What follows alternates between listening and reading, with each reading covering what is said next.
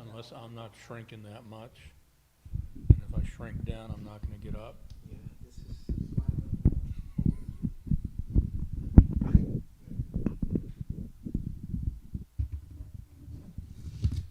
Is that better? Much better. My back appreciates you. Everybody good? 1 second. Yep. Okay. All right. Good morning. I'm Andy Kahn, Director of Victim Services for Crime Stoppers of Houston. We are here today to ask for the public's help in providing information leading up to the arrest of the suspect and/or suspects responsible for the horrific murder of 14-year-old Erica Garcia, June 7th, 1997. That's over 28 years ago. Erica was brutally beaten. She was sexually assaulted, and it's believed her own clothing was used to kill her. Crime Stoppers may pay up to a $5,000 reward, so I'm giving you up to 5,000 good reasons to provide any information leading up to the arrest of the suspect or suspects responsible for the murders of Eric.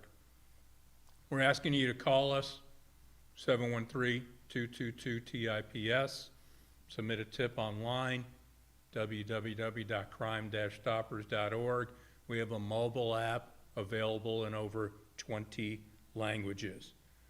Joining us here today, members from HPD's Homicide Division, Detective Ramon Cervantes, members of our Crime Stoppers Law Enforcement Detail, and of course, family members of Erica, her mother, Margarita, and her aunt, Brenda.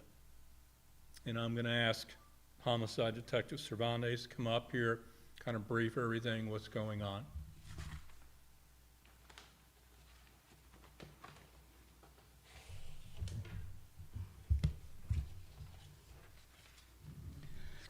Good morning, ladies and gentlemen. I am Detective Ramon Cervantes, currently assigned to the HPD Homicide Code Case Unit. And as Mr. Khan made reference to, this case is over 28 years. It happened in 1997. And as he mentioned, we would hope that those 5,000 reasons would reach out to someone who today is listening to me, hearing me, asking you to come forward with information regarding the murder of 14-year-old Erica Garcia. On Friday, the day before this took place, Erica was taken to a teen club back then in 1997, which was often done with a friend. Ultimately, it led to a different club at the intersection of Boone Road and Bel Air Boulevard. That is the last place that we know that we can find, as far as a timeline, that anybody saw her alive. The next we came to know is her body being recovered at what was then the old Alief General Hospital, located at 11,101 Bel Air Boulevard. The hospital at that time was closed and abandoned, and is there inside the main building there where her body was recovered. Now, there had been security there watching the abandoned structure. They were interviewed. Back then, nothing came about as a result of that. Their stories did pan out. Recalling what one of their statements was that it had rained a lot that night. Now, how much, I don't know, because I came in again after being in the code case. But nonetheless, that is where Erica came to be found, at that abandoned hospital.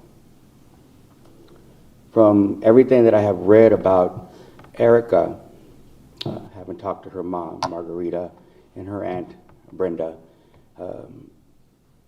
Erica was a fighter, in the sense that it would have been hard for me even to believe that she would have been able to have been forcefully taken there one-on-one. This is why I do believe that it may have been more than one or two males to have been able to overpower her and get her, or whatever they did to her, to get her to that abandoned building. And then, as Mr. Khan alluded to, the incomprehensible act took place.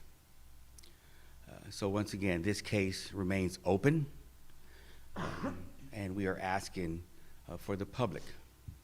I know for a fact that there are people out there that, according to this report, are now anywhere between 40 and 50 years old, and it's high time for those that knew Erica to come forward and provide us with the piece of the puzzle, as I often refer to help us solve this murder. It's high time that you come forward. You're 40 or upwards of 50 years old now. You may have moved on with your life, but Erica did not have that opportunity to do so. So it's high time that the person that holds that piece of the puzzle come forward, that was there at that one club at the corner of Boone and Bel Air, was there with her. We have talked to several people, okay? But there's the one that knows a little bit more about what actually took place. So, thank you very much for being here with us. And of course, after Ms. Garcia speaks, I will answer any questions that you might have specific to this particular case.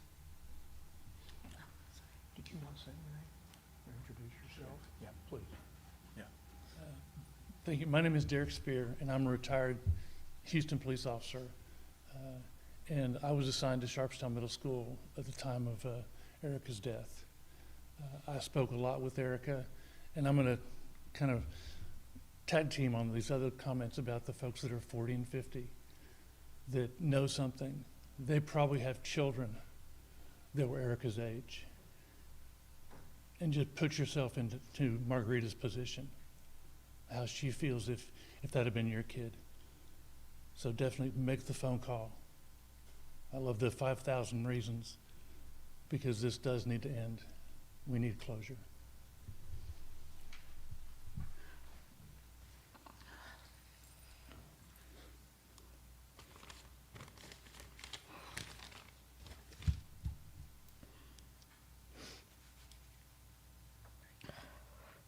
Good morning.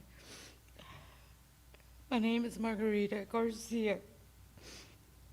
I am the mother of Erica and Garcia. Erica was only 14 years old when her life was taken from us. In the most brutal and heartbreaking way.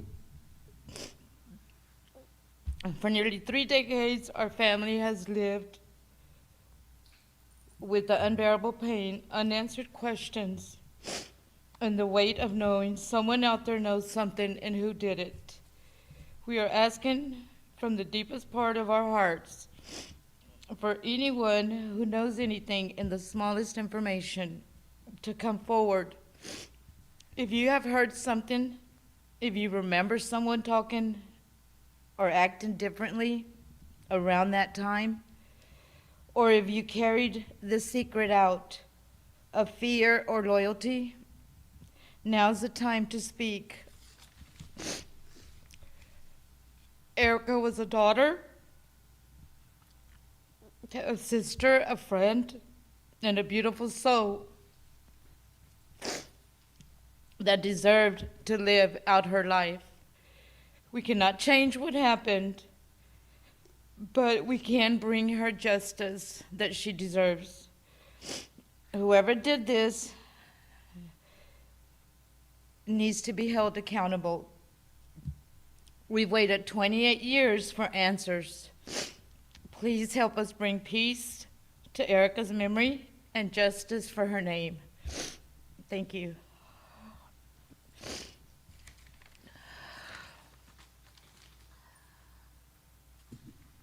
Once again, we're asking for the public's help. And let's be real. Somebody out there knows what happened to Erica.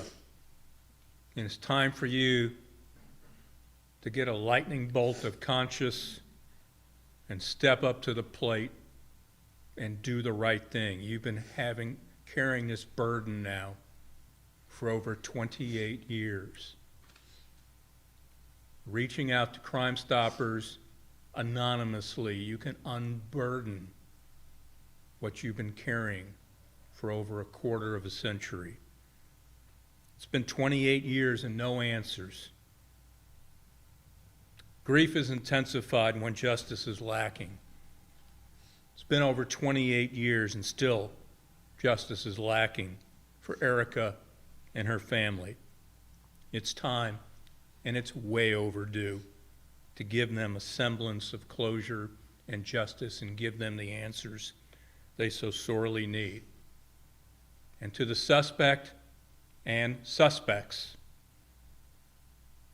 that are currently wanted for this cold-blooded murder, we are going to find you. We are never going to give up. And when we do, we're going to make sure that you don't breathe free air again for a long, long time. So once again, 3 ways you can reach out and help this family. 713-222-TIPS. Online, www.crime-stoppers.org. Mobile app in over 20 languages. Erica is 14 years old, a child. Our children deserve better. Our children deserve answers. And anybody that can do this to a child doesn't deserve to be walking amongst us, living free. So that person out there that knows, come on. Look at the family. Look at Erica. Do the right thing. Contact us. Do you want to do Spanish or? Okay. Buenos días, yo soy el detective Cervantes con el Departamento de Policía, División de los Crímenes Fríos. Estamos aquí hoy porque queremos hablar del asesinato de Erica Garcia, una niña de 14 años.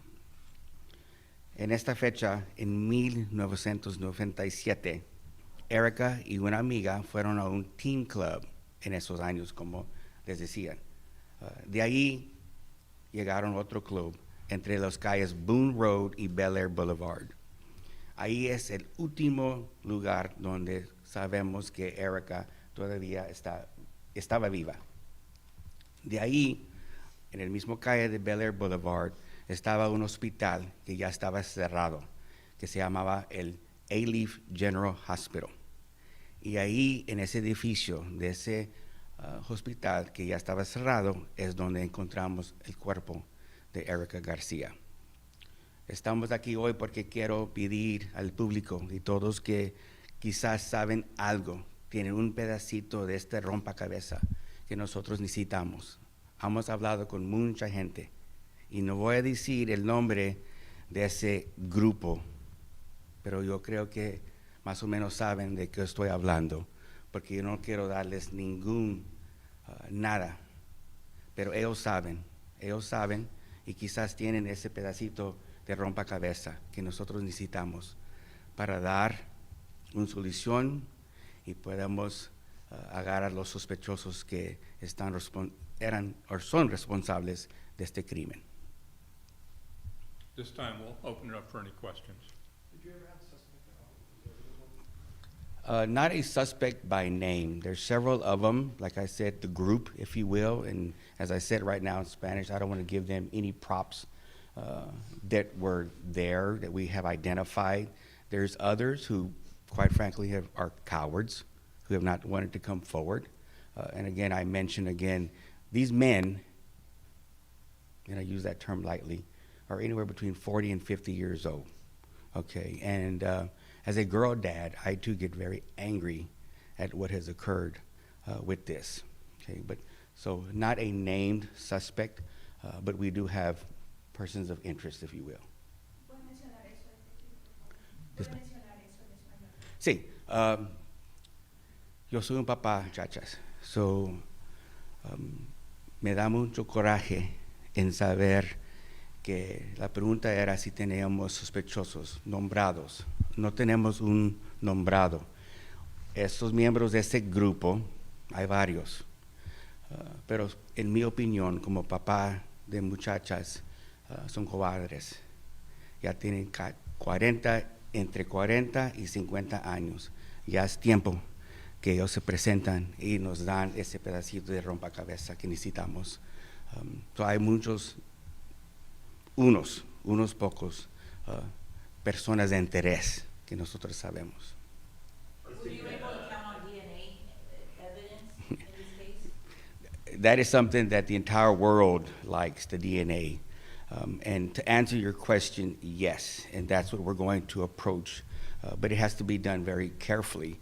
When we speak about DNA, we have to understand that if I just simply touch this blouse, that's all that's there. So we have to be very careful with this type of touch DNA, that when we utilize it, that we don't expend it, because then we don't have anything else to go on. So yes, to answer your question.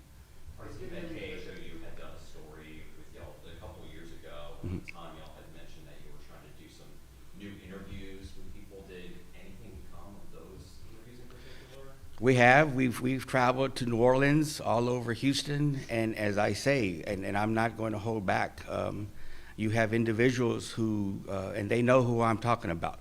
They will know who I'm talking about when they see me, that are cowards.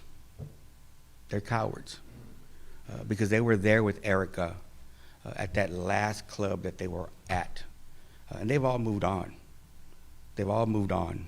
But for some reason or another, they don't want to come forward with that one piece that I keep referring back to of this puzzle. But they're cowards. They're cowards. Detective, esas personas a las que se refiere usted son personas que vivieron o participaron en el crimen como tal. Bueno, no participaron, dispense, pero que nosotros sabemos que estaban ahí en ese mismo club con Erica, que la vieron ahí. Okay. Okay.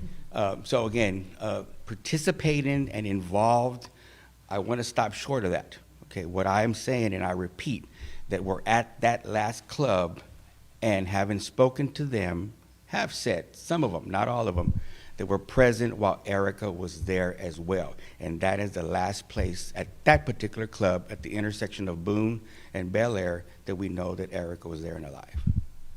Detective, para quienes no saben, un teen club, ¿qué es un teen club?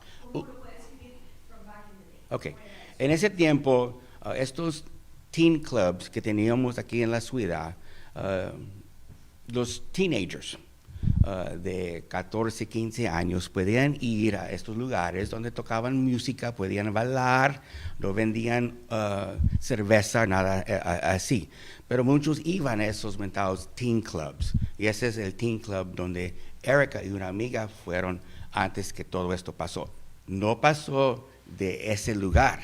De ese teen club, si fueron a otro. Ese es el que estoy mencionando, que estaba entre el calle Boone Road y Bel Air. Yes, sir. Is there a connection between the locale of said teen club and A-Leaf General Hospital? Are they close to each other? Was there any evidence found that showed that this was a planned event by the perpetrators? And what was the ultimate disposition of A-Leaf General Hospital? Is it gone? Has it been torn down? Has it been repurposed? Okay. So the first question was the location or the proximity of the teen club and where this took place. Right. They're not close by. Now, the second club that I'm referring to, and I believe it was called Bacatu Club, that one was very near. That location, that club was at the corner of Boone and Bel Air. The old A-Leaf General Hospital was pretty much behind it. So if I'm the club here, standing here, the hospital would have been right behind me. Okay, that hospital was closed, abandoned at the time. The building still stood at the time, but today, as we speak, it's land. There's nothing there anymore.